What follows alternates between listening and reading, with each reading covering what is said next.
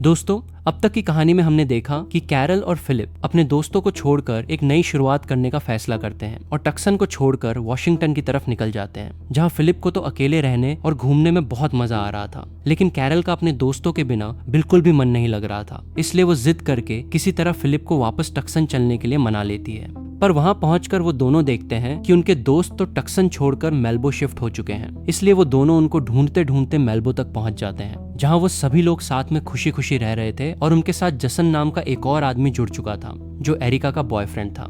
लेकिन फिर जैसे ही मेलिसा उनको सरप्राइज देने के लिए उनके पास जाती है, जसन उसे देखकर इतना घबरा जाता है कि उसे हार्ट अटैक आ जाता है और उसकी वहीं पर मौत हो जाती है, जिसके बाद सभी मिलकर जसन को दफना देते हैं। उधर कैरल सभी से झूठ कहती है कि फिलिप मर चुका है, ताकि उन लोगों के मन में फिलिप के लिए जो भी नफरत है वो खत्म हो जाए। लेकिन इससे पहले कि ऐसा कुछ हो पाता, वो गधा फिलिप बंदूक लेकर वहां पर आ जाता है और उन सभी को गन पॉइंट पर रखकर उनसे अपनी गलतियों की माफी मांगने लगता है, जिस हरकत से वो लोग उससे और भी ज्यादा गुस्सा हो जाते हैं और उसके गले में कुत्ते का पट्टा बांधकर उसे एक डॉग हाउस में बंद कर देते हैं। लेकिन फिर कुछ दिनों बाद जब उन लोगों को उस पर तरस आ जाता है तो वो उसे छोड़ देते हैं। आगे हम देखते हैं कि उन लोगों के पास खाने की कमी होती जा रही थी, इसलिए उन लोगों को मजबूरी में कीड़े कोड़े पकड़कर खाने पड़ रहे थे। वहीं टॉड को कहीं से बहुत सारे चिकन के पैकेट्स मिल जाते हैं, जिनको वो सभी से छुपाकर अकेले खाने लगता है। लेकिन फिर एक दिन फिलिप उसे हाथों हाथ पकड़ लेता है, जिसके बाद वो दोनों मिलकर उस चिकन को खाते हैं और वहीं बाकी लोग अभी भी कीड़े मकोड़ों से ही काम चला रहे थे। वहीं ऊपर स्पेस में हम माइक नाम के एक आदमी को देखते हैं, जो कई सालों से धरती पर कांटेक्ट करने की कोशिश कर रहा था, लेकिन उसे सामने से कोई जवाब नहीं मिलता। उधर उन लोगों के पास खाने के साथ साथ पेट्रोल और डीजल की भी कमी होने लगी थी, इसलिए बोरिस उन्हें सुझाव देता है कि हमें मेल्बो छोड़कर कहीं और शिफ्ट हो जाना चाहिए। लेकिन बाकी के लोग मेल्बो छोड़ने को तैयार नहीं थे, जिससे गुस्सा होकर बोरिस अकेले ही मेल्बो छोड़ने का फैसला करता है। पर इसी बीच उसे गैल बताती है कि वो प्रेग्नेंट है और उसके होने वाले बच्चे का बाप बोरिस है, जो सुनकर बोरिस हैरान हो जाता है और ना चाहते हुए भी वो उनके साथ रहने का फैसला कर लेता है। लेकिन अब गैल उसकी इस हरकत से गुस्सा हो जाती है और उससे बात नहीं करती। उधर टॉड भी मेलिसा को प्रेग्नेंट करना चाहता था, लेकिन मेलिसा उसे साफ मना कर देती है, जिसके चलते उन दोनों में झगड़ा हो जाता है और वो दोनों ब्रेकअप कर लेते हैं। जो बात जब एरिका को पता चलती है तो वो इसका फायदा उठाकर टॉड के साथ सुहागरात मना लेती है, जिसके बाद से उन दोनों के बीच रिलेशनशिप शुरू हो जाता है। वहीं गैल अभी भी बोरिस से गुस्सा थी, जहां बोरिस उसे मनाने के लिए उसके लिए एक अल्ट्रासाउंड मशीन बनाता है, जिससे वो अपने बच्चे को देख सकती थी, जो देखकर एरिका बहुत खुश होती है और बोरिस को माफ कर देती है। उधर मेलिसा को भी टॉड के बिना अच्छा नहीं लग रहा था, इसलिए वो टॉड से माफी मांगती है और उसे शादी के लिए प्रपोज कर देती है, लेकिन इस पर टॉड उसे कोई जवाब नहीं देता। इसी बीच बोरोरिस के पेट में अचानक बहुत तेज दर्द उठने लगता है, जहां एरिका उसे एक किताब में पढ़कर बताती है कि शायद ये दर्द अपेंडिक्स का है और हमें बोरिस का ऑपरेशन करना होगा, जिसमें सभी ये काम एरिका को ही करने के लिए कहते हैं। लेकिन एरिका उन्हें मना कर देती है और कहती है कि मैं कोई डॉक्टर नहीं हूँ। पर गैल के बार बार रिक्वेस्ट करने पर वो ये काम करने को तैयार हो जाती है। लेकिन उससे पहले एरिका को एक डमी बॉडी पर प्रैक्टिस कराई जाती है, ताकि वो ऑपरेशन ठीक से कर पाए। उधर स्पेस में माइक धरती पर बार बार कांटेक्ट कर करके परेशान हो चुका था, इसलिए वो हार मानकर वापस धरती पर जाने का फैसला करता है, जिसके बाद वो अपनी स्पेस शटल में बैठता है और पृथ्वी के लिए रवाना हो जाता है। इधर एरिका बोरिस का ऑपरेशन करने में लग जाती है, जिसमें टॉड उसकी मदद कर रहा था। लेकिन काफी देर तक कोशिश करने के बाद भी ज्यादा खून बहने की वजह से टॉड बच नहीं पाता। उधर दूसरी तरफ माइक एक खाली क्रूज के ऊपर लैंड करता है, जिससे उस शिप में एक बड़ा सा होल हो जाता है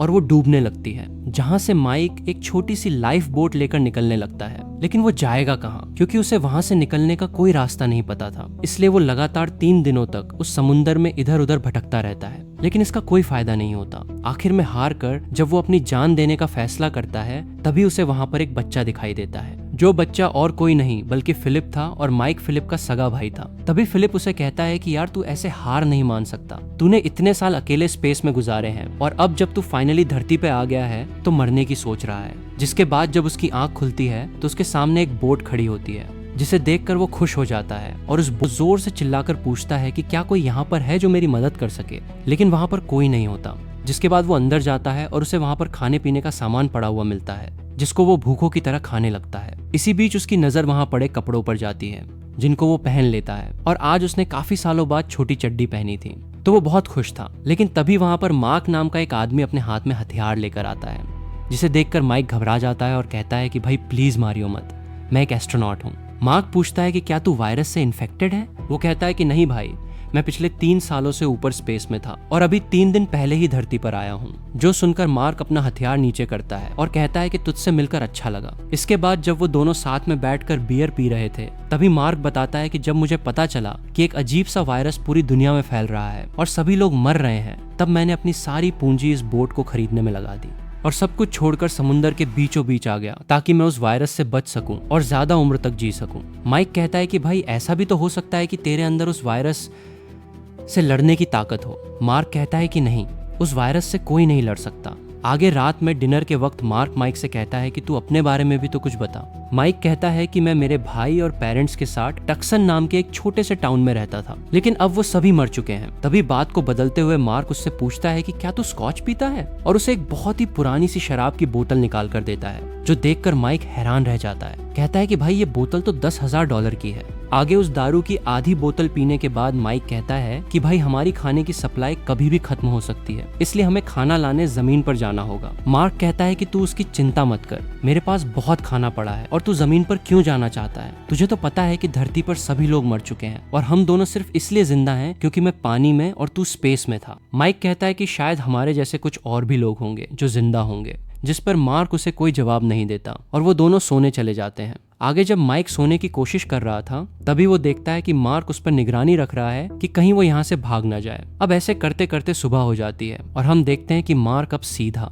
माइक के बेड में घुसा हुआ है। तभी माइक की आंख खुलती है और वो कहता है कि क्या हुआ यार, क्या तेरा मेरे साथ सुहागरात मनाने का मन है? मार्क कहता है कि मैं तेरे साथ किनारे पर चलने को तैयार हूँ, पर एक बात का ध्यान रखना, इस पूरे सफर का लीडर मैं रहूंगा और मैं जो भी कहूंगा तुझे वो करना पड़ेगा। वहीं माइक भी इसके लिए मान जाता है, जिसके बाद वो दोनों किनारे की तरफ बढ़ने लगते हैं और कुछ ही घंटों में वहां पर पहुंच भी जाते हैं। उधर इतने सालों बाद धरती पर कदम रखकर माइक बहुत ज्यादा इमोशनल हो जाता है और उसकी आंखों से आंसू टपकने लगते हैं। पर तभी मार्क उसे कहता है कि अगर तेरा हो गया हो तो हम चलें, क्योंकि हम यहाँ पर ज्यादा देर तक नहीं रुकने वाले। जिसके बाद वो दोनों एक छोटा सा आइसक्रीम ट्रक लेकर बाकी बचे हुए इंसानों को ढूंढने निकल जाते हैं, लेकिन उन्हें वहां पर शांति के अलावा और कुछ नहीं मिलता।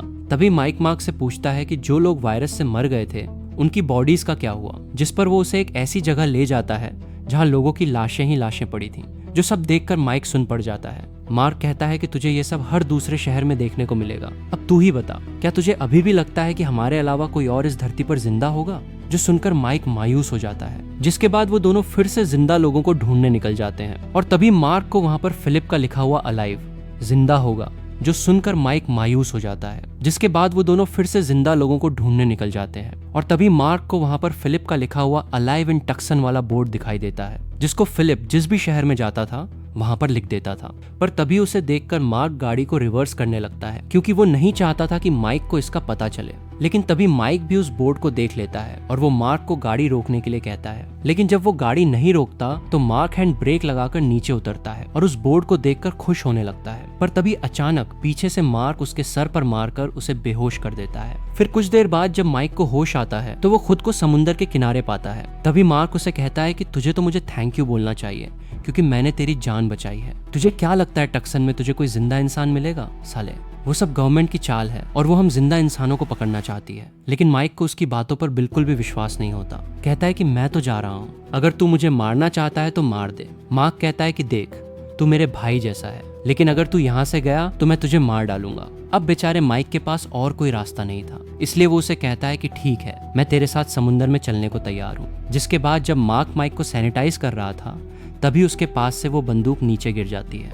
जिसको इससे पहले कि माइक उठा पाता, मार्क उसे लात मारकर दूर फेंक देता है। आगे इन दोनों के बीच में लड़ाई होने लगती है, जिसमें मार्क उसके सर पर पत्थर मारकर उसे फिर से बेहोश कर देता है। लेकिन तभी वो देखता है कि माइक का वायरस से बचाव वाला सूट फट गया है, जो देखकर उसे लगता है कि अब तो माइक भी वायरस का शिकार हो चुका है और कुछ ही देर में वो मर जाएगा। इसलिए वो उसे वहीं बाकी लाशों के साथ छोड़कर चला जाता है। फिर कुछ देर बाद जब माइक को होश आता है तो वो खुद को मुर्दों के बीच में पाता है, जहां मार्क ने उसकी मौत का जिम्मेदार गवर्नमेंट को ठहराया था। इसी बीच उसकी नजर सामने खड़े फायर ट्रक पर जाती है, जिसको लेकर वो टक्सन की तरफ निकल जाता है। उधर दूसरी तरफ काले बोरिस को दफना दिया जाता है, जहां फिलिप सबसे कहता है कि हम बोरिस का अंतिम संस्कार वाइकिंग्स की तरह करेंगे। गैल कहती है कि नहीं, बोरिस ऐसा कभी नहीं चाहेगा। फिलिप कहता है कि मुझे पता है वो ऐसा नहीं चाहेगा, पर वो एक हीरो की मौत डिजर्व करता है। जिसके बाद उसकी लाश को एक नाव में पटक कर उसे समुंदर में छोड़ दिया जाता है और फिर उस पर फिलिप जलता हुआ तीर मारने की कोशिश करता है, लेकिन उस गधे का तीर तो किनारे से आगे ही नहीं बढ़ रहा था,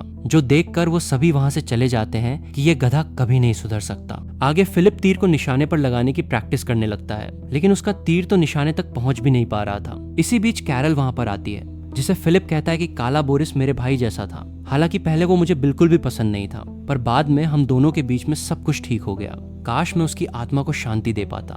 कैरल कहती है कि वो सब छोड़ और ये बता कि मेलिसा ने जो टॉड को शादी के लिए प्रपोज किया था, उसका टॉड ने क्या जवाब दिया। फिलिप कहता है कि देख, तू मेरी बंदी है, इसलिए मैं तुझे एक सीक्रेट बताना चाहता हूँ। दरअसल फिलिप और एरिका का आपस में मजदूरी वाला रिलेशनशिप चल रहा है। कैरल कहती है कि यार ये तो बहुत गलत बात है, मुझे अभी जाकर ये बात मेलिसा को बतानी पड़ेगी क्योंकि वो मेरी बेस्ट फ्रेंड है। फिलिप कहता है कि नहीं, तू नहीं बताएगी क्योंकि मैंने तुझ पर भरोसा करके तुझे ये सीक्रेट बताया है। कैरल कहती है कि ठीक है, मम्मी कसम, मैं किसी को नहीं बताऊंगी। उधर दूसरी तरफ हम मेलिसा को देखते हैं, जो अपना टाइम पास करने के लिए चीजों की तोड़फोड़ मचा रही थी। तभी वहां पर कैरल आती है, जो उसे देखते ही वहां से जाने लगती है कि कहीं वो उसे सच न बता दे। पर तभी मेलिसा उसे अपने पास बुलाती है और कहती है कि मुझे तुझसे टॉड के बारे में कुछ जरूरी बात करनी है। लेकिन तभी कैरल गाय को चारा डालने का बहाना लगाकर वहां से चली जाती है। आगे रात हो जाती है, लेकिन फिलिप अभी भी अपनी हरकतों से बाज नहीं आ रहा था। जहां वो बोरिस के जाने के गम में गाना गाने लगता है, जो कि बहुत ही बकवास गाना था, जिसको गाते वक्त वो बीच बीच में रोने की एक्टिंग भी कर रहा था, जो देखकर वो सभी समझ जाते हैं कि ये साला बहुत बड़ा नौटंकी है। फिर अगली सुबह जब मेलिसा कैरल के दिए हुए जूतों में से सितारे निकाल रही थी,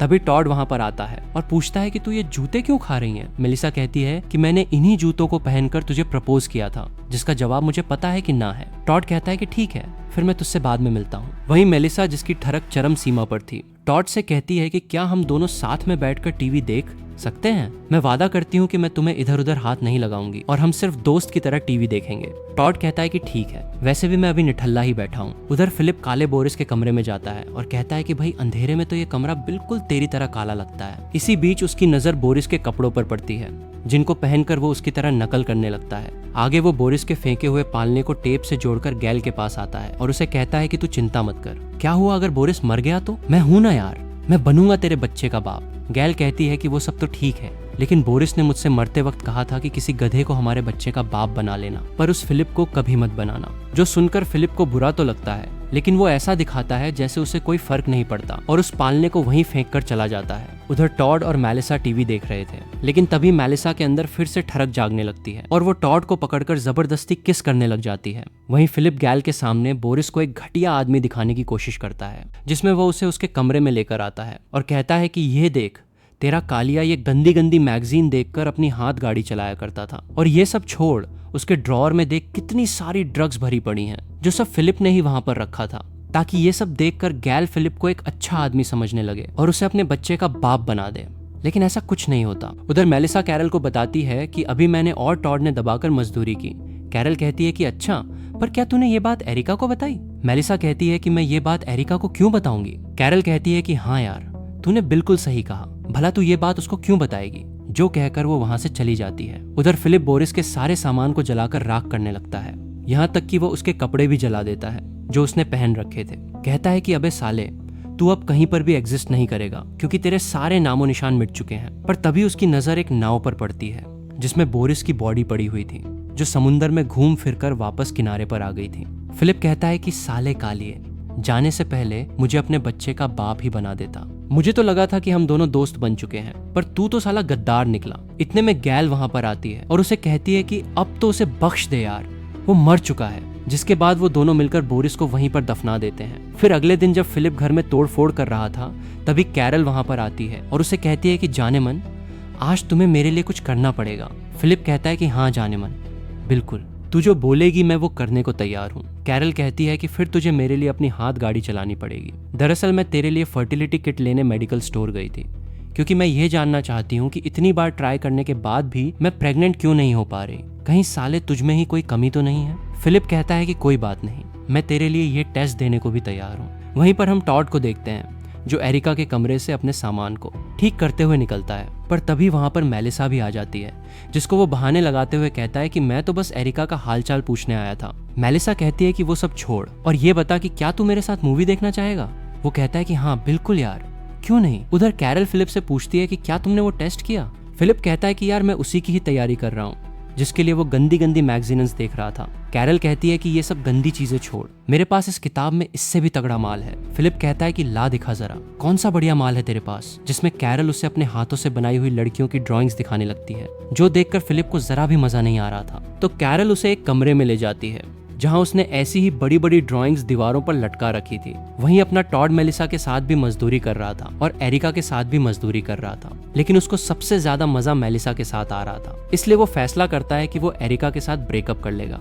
लेकिन जैसे ही वो उसके पास जाता है, एरिका उसे देखते ही उससे लिपट जाती है। जिसमें टॉड को मजा आने लगा था तो वो इस मौके का फायदा उठाकर उसे भी लपेट देता है। आगे जब वो उसका काम तमाम करके रूम से बाहर आता है, तब वो फैसला करता है कि यार इससे तो ब्रेकअप करना बहुत मुश्किल है, इसलिए मैं मेलिसा से ही ब्रेकअप कर लेता हूँ। लेकिन मेलिसा के पास जाते ही वो भी उससे लिपट जाती है, जिसके बाद टॉड को ना चाहते हुए भी उसे भी बजाना पड़ता है। उधर फिलिप जैसे तैसे करके वो टेस्ट दे ही देता है, जिसका रिजल्ट नेगेटिव आया था, जिसका मतलब था कि उसका स्पर्म काउंट बहुत कम है। जिस पर फिलिप को विश्वास नहीं होता तो वो 3 और टेस्ट करता है, लेकिन वो तीनों भी नेगेटिव ही आते हैं। फिलिप कहता है कि शायद ये किट एक्सपायर हो गई है, जिसमें जब वो उस डब्बे को पलट कर देखता है तो उस पर मेड इन चाइना लिखा हुआ था। फिलिप कहता है कि अरे यार, ये तो चाइना का माल है, इस पर हम भरोसा नहीं कर सकते। कैरल कहती है कि फिर भी सारे रिजल्ट नेगेटिव क्यों आ रहे हैं, कोई तो पॉजिटिव आना चाहिए ना। वो कहता है कि चलो हम इस किट को टॉड पर ट्राई करके देखेंगे, तभी हमें पता चलेगा कि ये किट सही है या गलत। उधर टॉड जब कड़ी मजदूरी के बाद थक हार कर पूल के किनारे बैठकर आराम कर रहा था, तभी फिलिप वहां पर आता है और कहता है कि भाई क्या तू इस डिब्बी में मुझे अपना माल दे सकता है। वो कहता है कि हाँ भाई बिल्कुल, मेरे पास तो बहुत सारा माल पड़ा है, लेकिन वो मैं तुझे अभी नहीं दे सकता क्योंकि अभी मेरी टंकी खाली पड़ी है। फिलिप पूछता है कि भाई क्या तू ये नहीं जानना चाहता कि मैं तेरे माल का क्या करूंगा। वो कहता है कि नहीं यार, तू अपना भाई है और भाइयों को इन चीजों की जरूरत पड़ती रहती है, लेकिन अगर तू अभी चाहे तो मैं तुझे अपना मूत दे सकता हूँ, बता चाहिए क्या। वो कहता है कि नहीं यार, मैं तेरे मूत का क्या करूंगा, चल फिर मैं बाद में आता हूँ जब तेरी टंकी भरी हुई होगी। टॉड कहता है कि यार आजकल मैं पूरे दिन भर बिजी रहने लगा हूँ, क्योंकि कभी मैं मेलिसा की मारता हूँ तो कभी एरिका की मारता हूँ, और साला मेरे हथियार को आराम करने का टाइम ही नहीं मिल रहा। फिलिप कहता है कि वाह यार, तेरे तो मजे हो गए, लेकिन लास्ट में जाकर तुझे किसी को तो सच बताना पड़ेगा ना। टॉड कहता है कि यार मैं उन दोनों में से किसी को भी दुखी नहीं देखना चाहता। अब वो दोनों बातें कर ही रहे थे कि तभी एरिका वहां पर आती है और कहती है कि टॉड, मुझे किसी काम में तुम्हारी मदद चाहिए। टॉड कहता है कि हाँ जाने मन, अभी आता हूँ, और फिलिप से कहता है कि ला अपनी डिब्बी दे, मैं तेरे लिए इसमें थोड़ा बहुत माल तो निकाल ही दूंगा। फिर रात को जब फिलिप अपने कमरे में आता है तो वहां पर उसे टॉड के माल वाली डिब्बी पड़ी हुई मिलती है, जिसको जब वो किट पर डालता है तो उसका रिजल्ट पॉजिटिव आता है, जो देखकर फिलिप मायूस हो जाता है। तभी वहां पर कैरल आती है और पूछती है कि क्या टॉड ने तुम्हें अपना माल दिया, जिसको वो झूठ बोलते हुए कहता है कि नहीं, अभी तक तो नहीं दिया। फिर अगली सुबह फिलिप अपने प्लास्टिक के पूल में कोल्ड ड्रिंक डालकर उसमें आराम करने लगता है। उधर टॉड भी धूप में बैठा आराम कर रहा था, पर तभी उसके पास गैल आती है। टॉड उससे पूछता है कि क्या तुम्हें कोई मदद चाहिए। गैल कहती है कि मरने से पहले बोरिस ने मुझसे कहा था कि तुम टॉड को ही अपने बच्चे का बाप बनाना। जो सुनकर टॉड कहता है कि तुम मजाक कर रही हो ना। गैल कहती है कि नहीं, ये बिल्कुल सच है। उसने मुझसे कहा था कि टॉड जैसा अच्छा आदमी और कोई नहीं है, और सिर्फ वही है जो तेरे और तेरे बच्चे का ख्याल रख सकता है। जिस पर टॉड मुंह चिढ़ाते हुए कहता है कि ठीक है, मैं तैयार हूँ, और अगर तुम्हें कुछ भी चाहिए हो तो मुझे बता देना। जो सुनकर गैल खुश हो जाती है और उसे गले लगा लेती है, लेकिन तभी टॉड मौका देखकर गैल को भी किस कर लेता है, जो करने में गैल को भी बहुत मजा आ रहा था। आगे वो समुद्र के किनारे चिल्लाता हुआ आता है कि तू तो साला एक जानवर बन चुका है, तू 4 लड़कियों में से 3 लड़कियों को तो बजा चुका है, और किस किस को बजाएगा। इसी दौरान किनारे पर उसे एक जेट स्की दिखाई देती है, जिसको लेकर वो घूमने निकल जाता है और खुद को कोसते हुए कहता है कि मेरी जिंदगी किसी कुत्ते जैसी हो चुकी है। उधर दूसरी तरफ फिलिप फिर से वो टेस्ट करके देखता है, लेकिन अभी भी वो नेगेटिव ही आ रहा था, जो देखकर उसका दिमाग खराब हो जाता है और वो कहता है कि अब ये बात मैं कैरल को कैसे बताऊं कि मैं कभी बच्चा पैदा नहीं कर सकता। जिस पर वो उदास सी शक्ल लेकर उसके पास जाता है और कहता है कि देखो जाने मन, इस बार रिजल्ट पॉजिटिव आया है, जो टेस्ट उसका नहीं बल्कि टॉड का था। आगे जब सभी समुद्र के किनारे बैठकर बातें कर रहे थे, तभी वहां पर टॉड आता है, जिसने अब फैसला कर लिया था कि अब वो सबको सच बता देगा। कहता है कि मेलिसा मेरी जान, मैं कई दिनों से एरिका की दबा कर ले रहा हूँ, और एरिका, मैं अब फिर से मेलिसा को बजाने लगा हूँ, जिसके साथ ही मैंने गैल को भी किस कर लिया था। जो सुनकर वो तीनों लड़कियां आपस में ही एक दूसरे से लड़ने लग जाती हैं। टॉड कहता है कि देखो यार, मैं तीनों में से किसी का भी दिल नहीं तोड़ना चाहता, तो क्या हम चारों साथ में मिलकर मजे नहीं कर सकते। जो सुनकर सभी उसे घूरने लगते हैं कि ये साला तो फिलिप से भी 4 कदम आगे निकला। वहीं फिलिप भी कैरल को सच बता देता है कि जाने मन, कमी तुम में नहीं बल्कि मुझ में है। मैं कभी भी बाप नहीं बन सकता। मेरे सारे टेस्ट नेगेटिव आए थे और जो मैंने तुम्हें पॉजिटिव वाला बताया था वो टॉड का था। पर तभी कैरल वहां पर कुछ अजीब सा देखती है और कहती है कि पीछे देखो कौन आया है, जो कोई और नहीं बल्कि फिलिप का भाई माइक था, जिसे देखकर फिलिप दौड़कर उसके पास जाने लगता है और हमें लगता है कि फिलिप उसे गले लगा लेगा। पर तभी फिलिप उसके पेट पर एक जोरदार मुक्का मारता है और कहता है कि साले, तेरी हिम्मत कैसे हुई दोबारा अपनी शक्ल दिखाने की? मेरी गर्लफ्रेंड छीनने के बाद भी तुझे चैन नहीं पड़ा क्या? जो कहकर वो उसे फिर से मारने लगता है। अब दोस्तों, इन दोनों भाइयों के बीच में ऐसा क्या हुआ था जो फिलिप माइक से इतनी नफरत करता है? और क्या टॉड और वो तीनों लड़कियां साथ में मिलकर मजे कर पाएंगे या उसका हाल भी बिल्कुल फिलिप जैसा हो जाएगा? जानने के लिए देखते रहिए। धन्यवाद साथ।